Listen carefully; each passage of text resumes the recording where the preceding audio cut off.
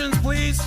Rolling action. Hello, everyone, and welcome to Director's Cut. My name is Marco, and I'm joined here with Catherine, Hey, everyone. Bill, Hello. and Scarlett. Hello. We have a full house today because we're going to talk about this great movie that, well, Bill and Catherine are very big fans of, Star Trek. Yeah. Well, the new Star Trek, there are actually like 9 movies. There called are? Star 9 Trek. movies? Wow.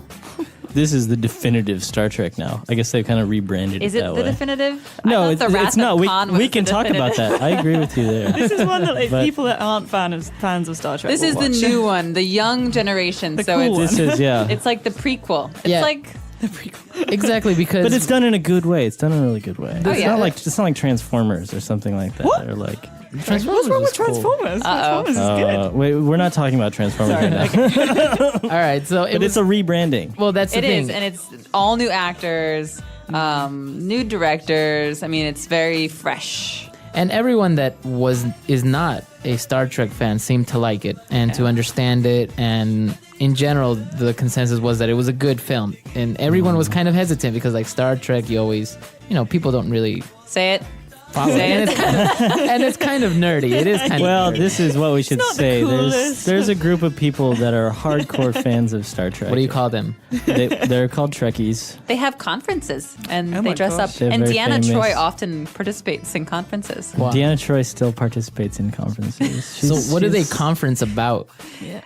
Characters, plots, yeah, like technical specifications, things like this. They'll be like in episode 0145. Have you guys been to a we noticed you conference? realigned No. the dilithium crystal Bet Bill chamber has. in a way that's Wow. but this is inconsistent with later episodes when we did this. So Yeah, like they map out the science of Star Trek, and they talk about consistencies, inconsistencies. yeah, that's Wow. popular. There's like the guy who created the language Klingon was a linguist who actually took from different languages, and so now there's actually a grammar and a vocabulary for this language. I mean, it's real word. Actually, I don't know what that's. I can't remember. I know one word of Klingon, but I forgot it. All right, Oh, Lord. so there is a whole fan base and a culture behind Star Trek. But on this occasion, we're going to talk briefly about the movie. So the modern version, as we said, it was great. A lot of people liked it. But why do you think that is? What do you mentioned the rebranding of Star Trek? Chris Pine is a hottie. Yeah, I was just gonna Who's say that? too. Is that the main Kirk? guy? Yummy. He's Kirk. That's the young young Kirk. Captain Kirk. I see. Yeah. And also the guy from Heroes. Oh, yeah. I don't know any of these new young guys. In Heroes, he plays Who's that? Spock? Spock. Oh. On Heroes, he plays the guy that has mental powers. I thought Spock was okay. I like. Yeah, I'm not a huge fan of the new Spock. Spock. I'm not a huge fan with any of it. Actually, I'm not Uhura even a was huge. a little bit. I'm not even a huge fan of the movie. I think this is what people Really? often say about Trek. This is what I heard when it first came out. There's a kind of a joke made about this new movie, and it's a nerd talking about Star Trek, and it's something like, "Oh, that movie, that new Star Trek movie, it's totally inconsistent. It's terrible. Blah blah blah." But yet he still goes and he sees it like 8 times in a row. And so it's that kind of feeling. Like it doesn't compare to the original ones, but it's cool that they redid it, I think. And it's cool to see new special effects and stuff, but it's not really true to the original spirit, I think. Well, and I think you want to talk about rebranding. That's part of the rebranding process. What they did is they took really hot young actors who some of them are no name, some of them are kind of like B-list. They dressed them up in hot clothes and they threw in a ton of special effects. And it was like a slammin' summer blockbuster like action movie. But the spirit, like Bill says, of the old Star Trek is that effects are bad. I mean, Yeah. the settings are really kind of poor quality. Right, and especially the originals. the original series, like the first season, is rough for special effects because they have these these boulders in quotes that people get hit with, and they're obviously styrofoam, and there's paint like coming off. Yeah. But the brilliance is in the acting and like the overacting and the writing, and it's all very kind of cheap sci-fi. And the whole history Well, I and guess- the background, I think, is what makes it special. Well, like for example, in my case, and I know that this is Scarlett's case as well, we've never really followed Star Trek. And when we saw this movie, it was a little bit refreshing because you don't have this entire culture that you have to understand in order Yeah. to understand the movie. You don't have to see the episode. Exactly. So you Yeah. come to the movie, you kind of find out a little bit about Star Trek, and it's fresh. So you actually understand it, and it's not like you walk out of the movie theater when Confused. the movie, making references to shows and previous episodes. You're like, Right.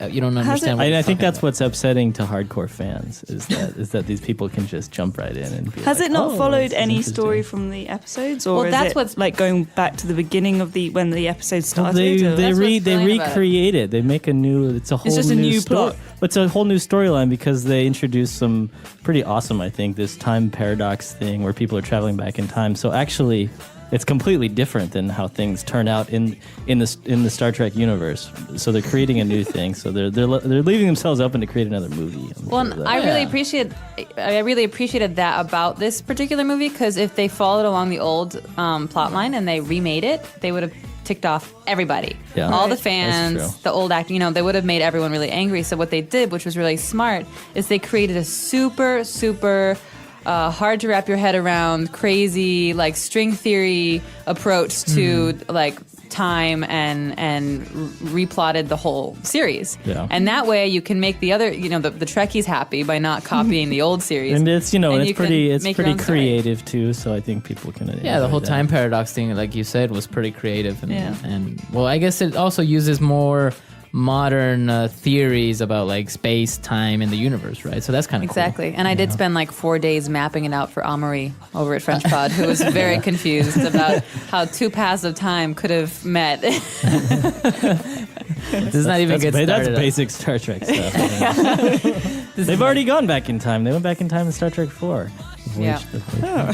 Wow, you really Of did. course. All right, so why don't you guys set up what the clip that we're gonna listen to now? This session has been called to resolve a troubling matter. James T. Kirk, step forward. Cadet Kirk, evidence has been submitted to this council suggesting that you violated the ethical code of conduct pursuant to Regulation 17.43 of the Starfleet Code. Is there anything you care to say before we begin, sir? Yes, I believe I have the right to face my accuser directly. Step forward, please. This is Commander Spock. He is one of our most distinguished graduates. He's programmed the Kobayashi Maru exam for the last 4 years. Commander. Cadet Kirk, you somehow managed to install and activate a subroutine in the programming code, thereby changing the conditions of the test. Your point being? In academic vernacular, you cheated. Let me ask you something I think we all know the answer to. The test itself is a cheat, isn't it? I mean, you programmed it to be unwinnable. Your argument precludes the possibility of a no-win scenario. I don't believe in no-win scenarios. Then not only did you violate the rules, you also failed to understand the principal lesson. Please, enlighten me. You of all people should know, Cadet Kirk. A captain cannot cheat death. I of all people. Your father, Lieutenant George Kirk, assumed command of his vessel before being killed in action, did he not?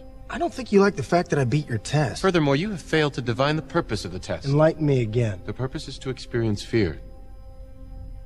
Fear in the face of certain death. To accept that fear and maintain control of oneself and one's crew. This is a quality expected in every Starfleet captain.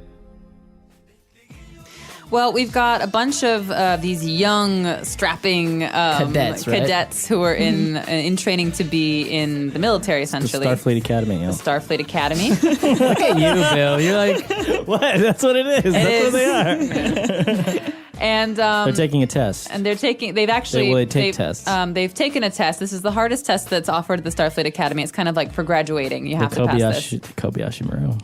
And there's some concern that the main character, Kirk, he's not a captain yet, has in some way cheated or kind of stretched the rules. And so we're hearing his trial now at school, and they're going to try and figure out what was going on and whether or not it was legal. all right, so let's listen.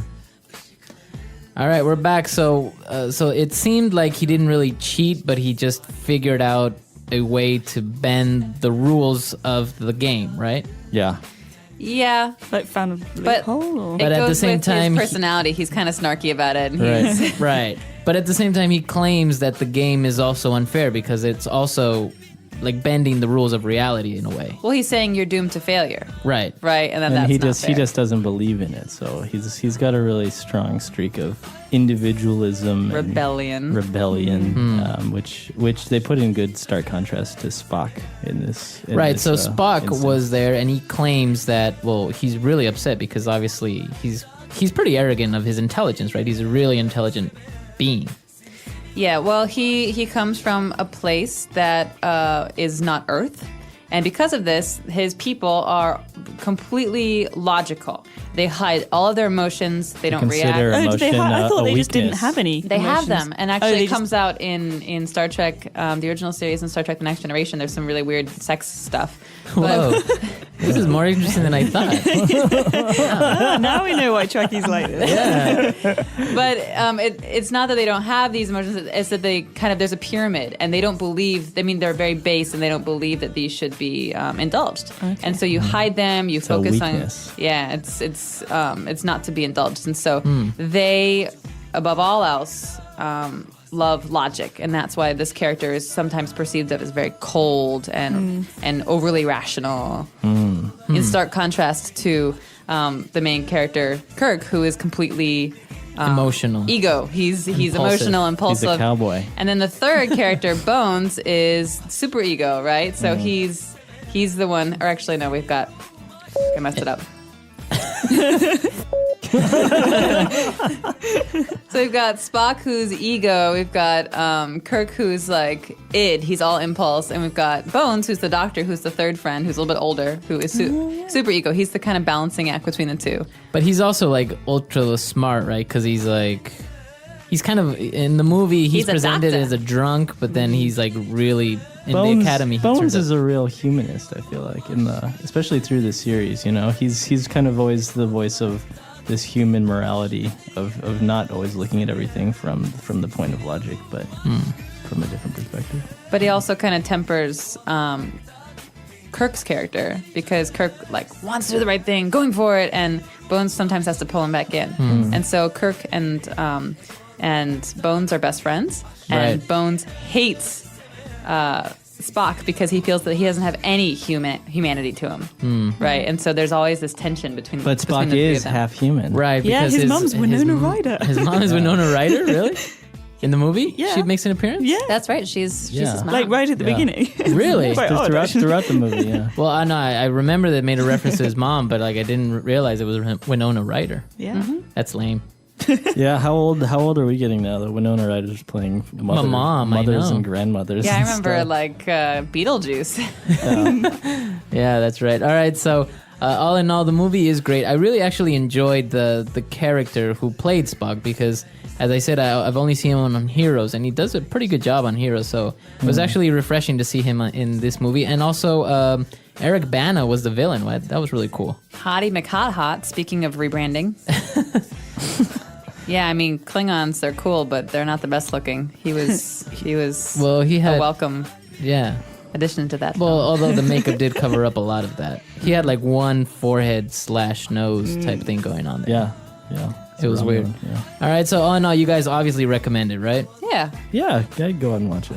was a I would cool watch. movie. I recommend the whole thing, the whole shebang, and all The whole 35,000 hours of Star Trek footage out there. and Wow. Go as check it with out. the other movies, there is like a 12-minute sequence where they're showing the Starship Enterprise. You know, where as it's coming out of as dock, it's like yeah. coming out of dock, and it's this kind of nerd-tastic, slow pan. It's like, I don't know, it's cool nerd part. porn, but It is pretty cool, though, I must say. And the USS Enterprise looks really cool. Yeah. That ship. All right. Does look good. So go out, buy the DVD. It's probably out on DVD already, or buy yeah. the Blu-ray disc, Mm-hmm. and it's worth it. I actually watched it only about, I think it was 2 or 3 weeks ago, and I really enjoyed it. I wish I would have seen it in the movie theater because they said it was amazing. Yeah, It was. good. Yeah. it All was. right. So that's all the time we have for today. Be sure to check it out. And if you have any questions or comments, visit our website, englishpod.com, and we'll see you guys next time. bye. Bye.